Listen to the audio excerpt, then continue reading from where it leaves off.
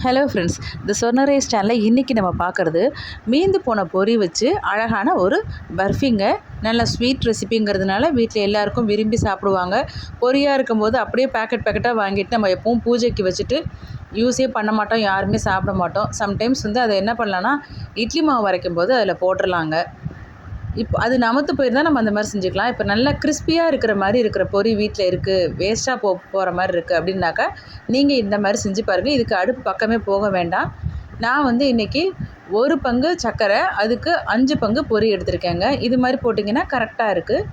கொஞ்சம் தித்திப்பு அதிகமாக சாப்பிடுவீங்க அப்படின்னாக்கா நீங்கள் 4 பொரி போட்டிங்கன்னா போதும். அதாவது 1 பங்கு 1:4 அப்படிங்கிற கரெக்டாக இருக்கும் அந்த அளவு.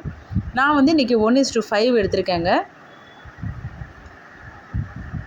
நல்லா கிறிஸ்பியாக இருக்குது இப்போ நான் வச்சுருக்கிற பொரி. இது மாதிரி இருந்துச்சுன்னா உங்களுக்கு பர்ஃபி நம்ம செய்யும்போது நல்லாயிருக்கும், அது நம்ம கட் பண்ணுறதுக்கும் ரொம்ப நல்லாயிருக்கும். உங்கள்கிட்ட ஏலக்காய் பொடி இருந்துச்சுன்னா நீங்கள் ஏலக்காய் பொடியே போட்டுருங்க.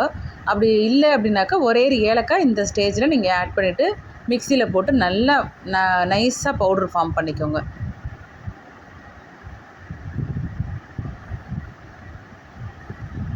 இப்போ நல்லா அரைச்சாச்சுங்க. இந்த மாதிரி பவுடர் வந்துருச்சு.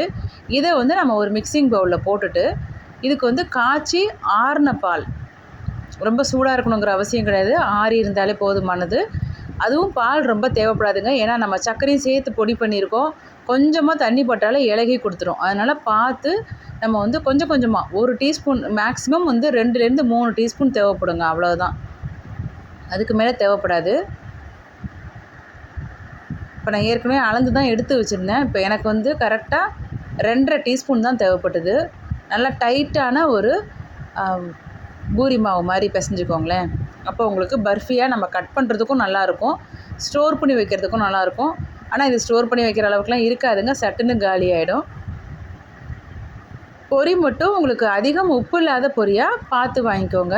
சம்டைம்ஸ் ரொம்ப உப்பில் போட்டு வறுத்து கொடுத்துருந்தாங்கன்னா ரொம்ப உப்பாகவே இருக்கும் பொரி, அது மட்டும் பார்த்துக்கோங்க. நம்ம அந்த பொரியெலாம் ரெடி பண்ணுவாங்களா அந்த கடையிலே போய் வாங்கினீங்கன்னா உங்களுக்கு நல்லா உடனுக்குடன் செஞ்சு கொடுப்பாங்க. ரொம்ப நல்லா கிறிஸ்பியாகவும் இருக்கும், நல்லாவும் இருக்கும் சாப்பிட்றதுக்கும்.